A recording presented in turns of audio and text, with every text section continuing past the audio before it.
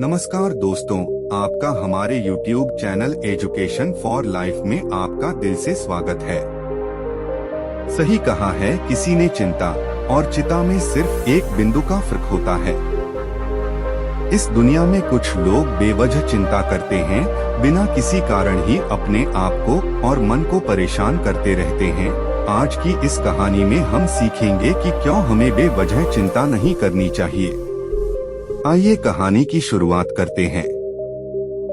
एक गांव में एक किसान था जिसे एक बहुत ही बुरी आदत लग चुकी थी और वह आदत थी बेवजह चिंता करने की। वह हर समय किसी न किसी चीज की चिंता करता ही रहता था। वो हर समय सोचता रहता था कि कहीं मेरे साथ कुछ गलत ना हो जाए, जबकि उसकी जिंदगी में अभी तक सब कुछ ठीक ही चल रहा था। उसके पास एक बड़ा सा खेत था जिसमें अच्छी खासी फसल हो जाती थी। खेती करने के लिए 2 बैलगाड़ियां थी। एक अच्छा घर था, एक पत्नी और 2 प्यारे बच्चे थे। लेकिन फिर भी वो किसी न किसी अनहोनी के बारे में सोचकर बेवजह चिंता करता रहता था। कभी वह सोचता कि अगर मेरी फसल में कीड़े लग गए तो क्या होगा, अगर आवारा पशुओं ने फसल को बर्बाद कर दिया तो क्या होगा, अगर सूखा पड़ गया या अत्यधिक बारिश हो गई तो मेरी फसल खराब हो जाएगी।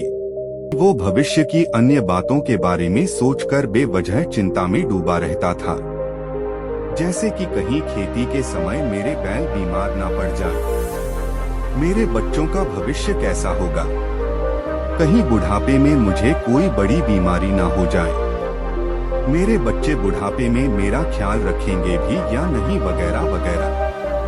अपनी इस लगातार बेमतलब चिंता करने की आदत की वजह से वो अशांत और परेशान था और अब उसका किसी भी काम में मन भी नहीं लगता था।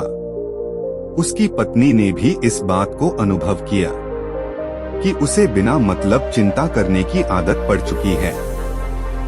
उसने उसे कई बार समझाने की कोशिश भी की, तुम बेवजह चिंता करना छोड़े दो, लेकिन उसके समझाने का कोई मतलब नहीं रहा। उसे पता चला कि नगर में एक महात्मा आए हैं जिनके पास सारी समस्याओं का हल है। फिर एक दिन वह उसे लेकर एक बौद्ध भिक्षु के आश्रम में पहुंची। बौद्ध भिक्षु बहुत ही बुद्धिमान और ध्यानी व्यक्ति थे। किसान और उसकी पत्नी अपनी सारी समस्या बौद्ध भिक्षुओं के समक्ष रखती है। किसान ने कहा, महात्मा, मैं हर समय किसी न किसी बात की चिंता करता रहता हूँ। मैं ज्यादातर उन बुरी चीजों के बारे में सोचकर चिंतित होता रहता हूँ जो अभी तक मेरे साथ हुई भी नहीं है। किसान की समस्या को पूरे ध्यान से सुनने के बाद बौद्ध भिक्षु ने कहा, ठीक है, तुम दोनों कल सुबह आना और फिर मैं तुम्हें तुम्हारी समस्या का समाधान बता दूंगा। फिर इतना सुनने के बाद किसान और उसकी पत्नी वहां से चले गए। अगली सुबह जब किसान और उसकी पत्नी भिक्षु के आश्रम में पहुंचते हैं तो देखते हैं कि बौद्ध भिक्षु बहुत ही चिंतित अवस्था में जमीन पर पलटी मारकर बैठे हुए हैं और उनके सामने एक दूध से भरा ग्लास रख हुआ है। बौद्ध भिक्षु बार बार उस दूध के ग्लास की तरफ देख रहे हैं और फिर कभी अपना हाथ अपने सिर पर रखते तो कभी जमीन पर। वह बहुत ही चिंतित और बेचैन दिखाई पड़ रहे थे। यह देखकर किसान ने पूछा, महात्मा, आप इतने परेशान क्यों लग रहे हैं? आपके समक्ष दूध रखा है, आप इसे पी क्यों नहीं लेते? महात्मा बोले, मुझे चिंता हो रही है कि कहीं इस दूध को बिल्ली न पी जाए, या फिर मैं कहीं जाऊं और तो क्या पता, या दूध कहीं गिर जाए। मैं दूध को पीना तो चाहता हूं, लेकिन मेरा भी मन नहीं है।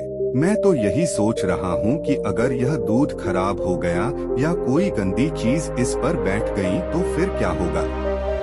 इतना सुनकर किसान जोर जोर से हंसने लगा। किसान ने हंसते हुए कहा, इसमें इतनी चिंता करने वाली कौन सी बात है, यह दूध ही तो है। अगर इसे बिल्ली ने गिरा दिया या यह खराब हो गया या फिर किसी ने इसे पी लिया तो क्या हो गया, यह आपको दोबारा मिल जाएगा और वैसे भी आपका चिंता करना व्यर्थ है। क्योंकि ना तो अभी इसे बिल्ली ने गिराया है, ना ही खराब हुआ है, और ना ही अभी इसे किसी ने पिया है।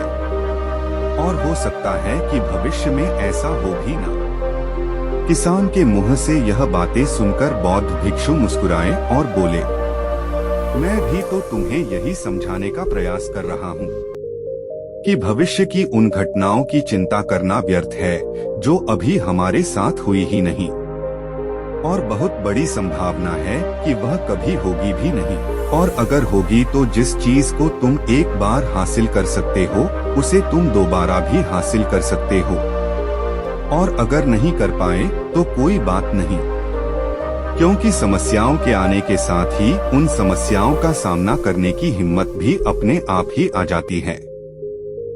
यह बातें सुनने के बाद किसान को लगा जैसे किसी ने उसके गाल पर एक थप्पड़ मारकर उसे नींद से जगा दिया हो।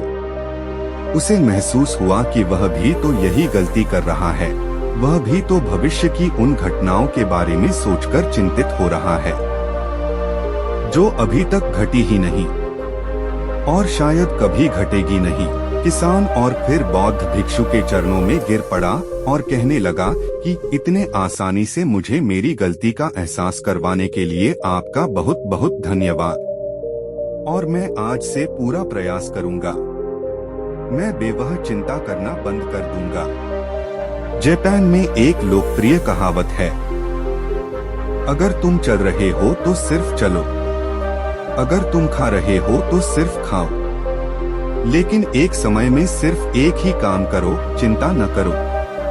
इस लोकप्रिय कहावत के अर्थ ने मुझे हैरान कर दिया था, और सच कहूं तो मुझे ऐसा लगता है कि कहावत के अर्थ में ही वो राज छुपा है जिसे अगर किसी ने अच्छे से समझ लिया और अपने जीवन में उतार लिया तो वो चिंता के बंधन से ही हमेशा हमेशा के लिए मुक्त हो जाएगा।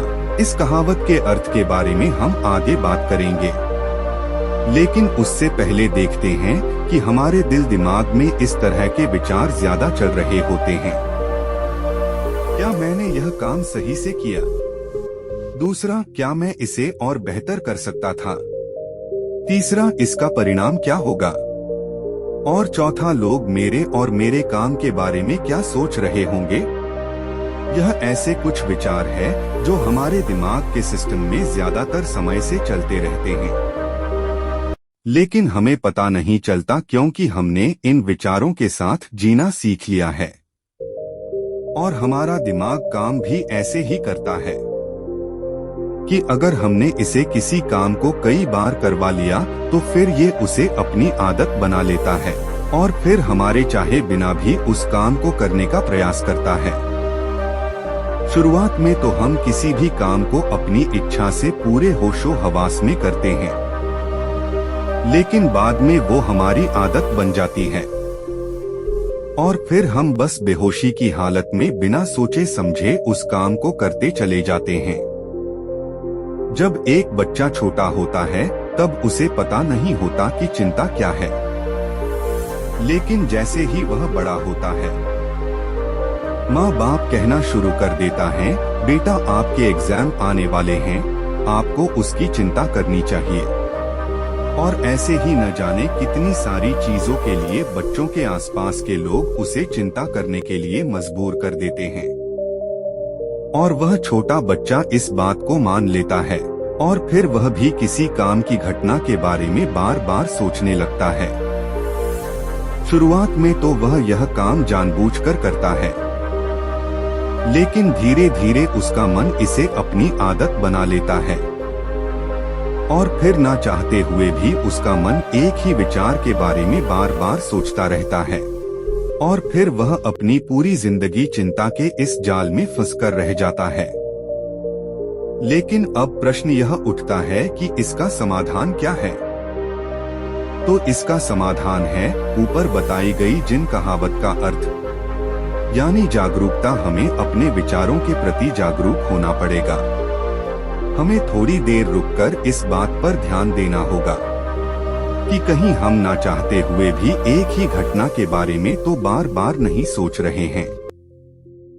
हमें पूरी जागरूकता के साथ यह देखने का प्रयास करना होगा कि पूरे दिन हमारे अंदर इस तरह के विचार उठते रहते हैं। अब आप पूछ सकते हैं, केवल जागरूकता क्या करेगी? मैं कहता हूँ यह काफी है मन को शांत करने के लिए। मन को अपने स्वभाव का एहसास कराने के लिए पर्याप्त है और जीवन में जागरूकता लाने का सबसे आसान तरीका है ध्यान करना।